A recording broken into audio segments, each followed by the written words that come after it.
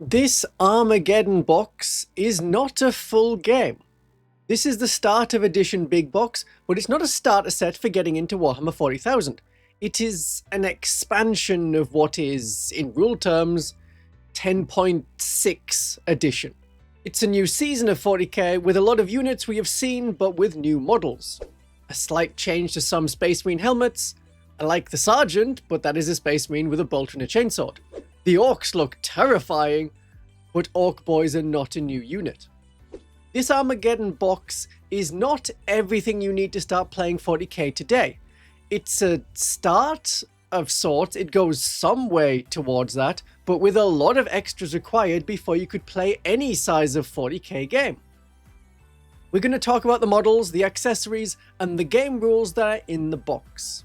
On first viewing of it, it looks like 2 combat patrol sets and a mission deck. For many people that will be great, that is what you want. £150 for that will sound like a decent saving.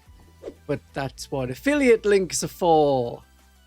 For all your Warhammer needs, and with discounts compared to buying through Games Workshop. Remember these if you're thinking of buying this Armageddon launch box.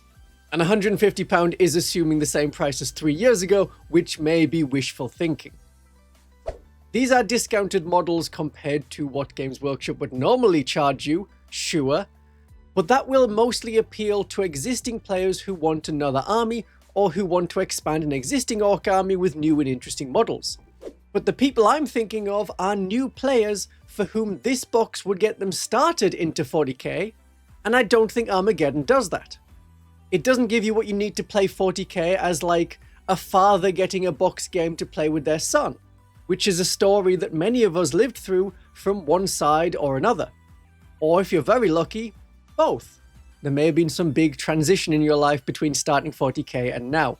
That would track with my audience. But I would like new players to get the best start as possible into this hobby. The models mostly look really good. That Librarian has a great tactical rock. I like that boulder.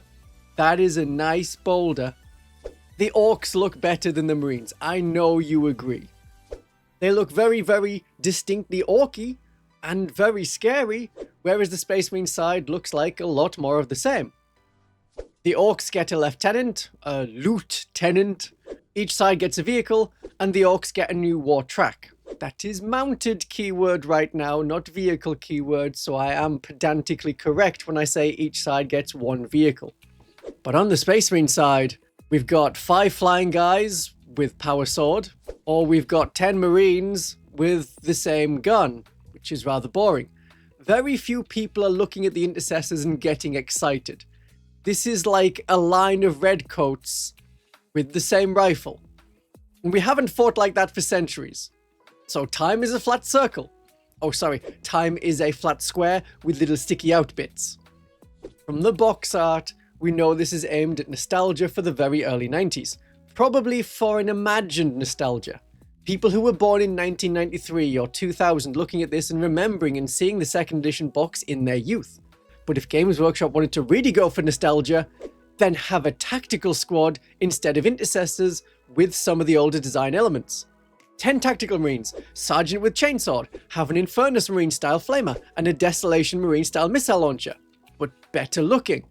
Go full tactical squad instead of having a couple of heads at a Mark 7, or more accurately, they have Mark 7 faceplates on a Mark 10 helmet. It's the ears. See the ear flaps there? That's distinctly Mark 10.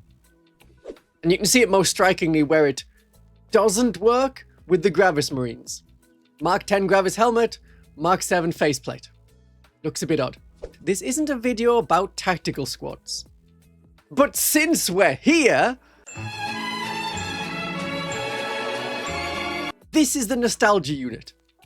We have a problem right now in the community consciousness that tactical squads are already gone and have no rules, or they have rules but not for tournaments, Legends rules only, and instead the tactical squad is in the 10th edition Space Marine Codex. and we know that they will survive into 11th edition. The captain in the starter set can lead them, so as expected, people move to the next milestone. Sure, they're in 11th edition, but they won't be in the Space Marine Codex in September or October, and if they are, well, tactical squads won't make it into Space Marine Codex 2 coming in 2028. The issue with the tactical squad is they are very much overshadowed by the intercessors. Tactical squads are cheaper. Their special rule lets you split them into 2 squads of 5.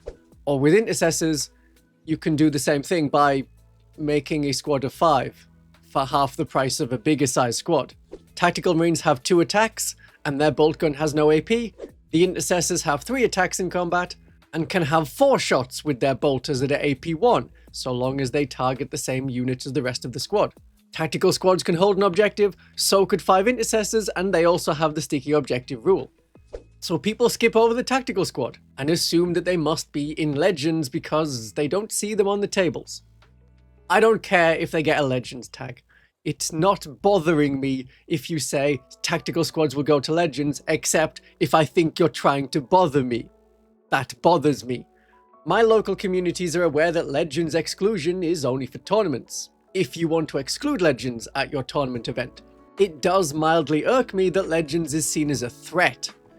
If the models weren't sold anymore, it's not like the second-hand market isn't saturated with old tactical Marines. Or if you want new models, I have been told to use the Horus Heresy tactical squad as a tactical squad. You would more accurately use them as intercessors. It's 10 Marines with bolters. Tactical squads as a design concept had extra weapons that meant they could fight any kind of enemy. Not as effectively as a dedicated unit. 1 las cannon in a tactical squad is not as good as 4 las cannons in a devastator squad, but they could shoot a tank and do damage. For Games Workshop, the perfect time for new tactical Marines with a mix of Mark 10 armor parts was right now. If you were waiting for the opportune moment, that was it. Instead, intercessors. People have intercessors, not from appearing in the 8th edition launch box, but from appearing in nearly every Space Marine combat patrol. We have intercessors. Games Workshop has been giving away intercessors for free. The opportunity to pay for them does not excite us. And Primaris Marines does not gel with the supposed target demographic of long-term players who loved the 2nd edition starter set. The old grumblies who see intercessors as everything wrong with Space Marines. They're super specialized squads like the Eldar have, instead of the elite, tactically flexible concept of the tactical squad. Okay, that's enough about tactical squads for today. In the box, there is a guide to build the models. Good, I am glad there are basic building instructions. There is no paint to paint it, but that's not a problem. You don't need to paint the models in order to play with the models, especially if you're playing at home with your children. They don't need painting to play with them, 10 extra victory points or not. I am not expecting the world from a starter set. There doesn't need to be paints. This isn't a, why isn't this box officiating my wedding? Although for the price you'll pay, 150 for Leviathan, maybe £180 for Armageddon. It's kind of expensive. That is almost the price of 2 combat patrols. So I want the launch box to be a starter box. It's lacking terrain and accessories. There is no terrain pieces. It's just models. 2nd edition, the box that we're harking after, had terrain. From the guides of how to set up terrain on the board, there is terrain, green and yellow different bits of terrain. The small walls could be MDF card, like the Kill Team starter set had, and the big ruins with another level up could be in plastic. If there was terrain to show off in the launch box, a different, bigger, better launch box, why haven't they shown that off? There was the ultimate set for Leviathan that had terrain walls and a bunker. Those were pre-existing terrain bits at that point. And as a starter set, this also dropped several units, and the mission cards, and the Crusade book. In some ways it was better, in many, many ways it was a worse starter set. Age of Sigmar 4's launch box had a Spearhead starter set which gave you a board and rules and a full game mode. It is possible that many versions of this Armageddon launch box will be released, But if there is a better one, a bigger one that had terrain and area terrain and combat patrol rules, put that in the live stream. Have that as the box you show off. If the goal was just to show off the models, just show off the models. You wouldn't unbox a lesser set of just models. In the Armageddon set, there is no area terrain card layouts. These things that we've already seen pictures of. But there are cards telling you how to set up the to be sold separately terrain footprints. And those cards have errors, even the ones Games Workshop has shown off. In this corner, if that building is 5 inches from the edge of the board, before you place a terrain piece 7 inches wide, then this barricade corner cannot be 10 inches from the board edge. I'm not saying they went into this edition half-cocked, but I do wish the terrain set had more numbers to help you better set up the terrain layouts. Here's where one of the corners is, then orient it is not that easy. I tried setting it up and it took far longer than I was expecting. I'm not seeing a ruler or tape measure, which you use to measure in inches the movement of the models. If you thought you were getting the red whippy sticks back, no dice. There's no dice? I think there's no dice. Unless we missed some secret compartment, we saw everything in the box. But there's no dice to play the game with? Key components like that are missing that would make this a game in a box instead of a sales pitch of the new models for an existing game. There is no mat or board layout, even a fold-out paper mat. The kind that you got in the Combat Patrol magazine.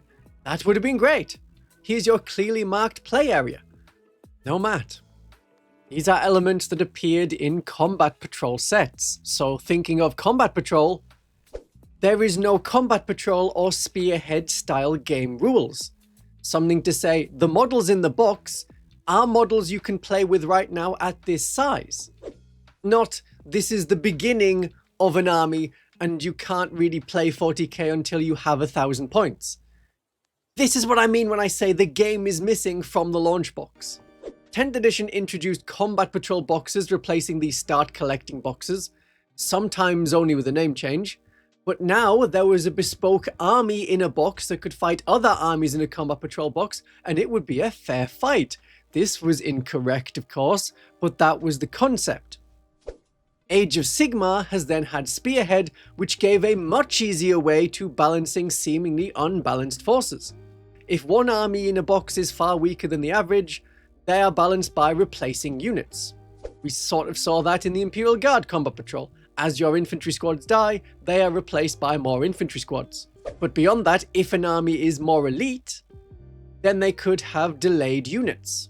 If you have Custodes, then there are 3 Custodes units, one of them starts on the board, one of them arrives turn 2, one of them arrives turn 3. That's a way of balancing.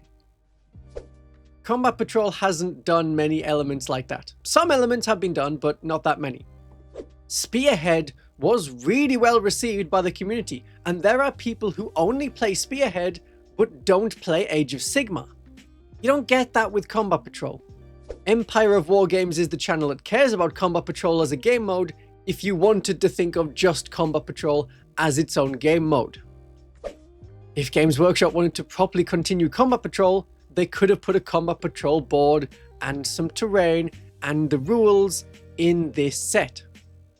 It is mentioned in the live stream that the Orc side is a Combat Patrol plus some extra units, so I assume that Combat Patrol is continuing separate to this box. In 10th edition, there was Combat Patrol set sold separately. So I assume that if you drop the Dakar rig, drop 3 of the characters, maybe half the boys, and there is your sold separate £100 Combat Patrol box. Like the Big Boss, the Banner Knob, 10 Orcs, 10 Gretchen, and the War Track. It depends how the sprues are laid out. If half the War Track is with the War Boss, and the other half with the Weird Boy, there are your characters and your centerpiece. So the models will be repackaged in a separate box. That is not the same as having a game mode in a game box, because Armageddon is not a game box, it's an expansion. But there's no Combat Patrol specialized unit cards. The unit cards shown off were for regular 40k, not alternate versions of the unit cards just playing the Combat Patrol game mode. Then there would be like a combat patrol tag on the card, and we wouldn't be mentioning units like tactical squads, which aren't in the launch box, as something that the captain can join. It would just say this leader can join the intercessors, and that would be it. The rules we get, well, we do get the rules. It has the core rules in an A5 size booklet. These should also be available as a separate PDF online to disseminate the rules quickly and get people playing the new edition. But all the same, it's good that the rules are here, and the box doesn't leave you with a QR code to scan and read the rules as some new board games have done. There is a lore book. That's not needed to play the game, but it can help you get a feel for the setting. That is important to stay invested in the game, and it's good to introduce people to the setting. I hope it tells us about other factions in the galaxy and what they're up to, as well as the battle currently being fought on Armageddon within this box. But there's no detachment rules. You have to find that out yourself. The mission cards and campaign deck that's in the set need you to have a detachment to get a force disposition to know which mission you're playing. If you want to use a 10th edition detachment, which are going to be compatible in many ways with 11th edition, you need to buy the Space Marine Codex to get access to the detachments to play any part of the game that's in this set. Though some of the detachments are currently free on the app. We don't know if the 11th edition app will charge you to use it. I would have expected that a starter set would come with an introductory set of detachments to show what an army stratagem is compared to a core stratagem, and what a detachment rule is. Have Gladius versus Warhorde, it can be that simple. But we're lacking the simplicity. There is no quick reference sheet. That was invaluable in 3rd edition for learning the rules. An index in the back of the core rules was mentioned. That's quite a low bar to clear. Rulebooks should have an index to look up the rules. Unless your rules are 4 pages long, then you don't need an index. Otherwise, you should have an index. So we do have the mission deck, 2026 to 2027, and we have a campaign deck. That is similar to last edition. The Leviathan mission deck instead of the 2026-27 mission deck, and the Crusade book instead of a campaign deck. But there's no learning campaign as 2nd edition and 4th edition had, where a small number of units do certain things to teach you about movement and about shooting and about the charge move and about falling back.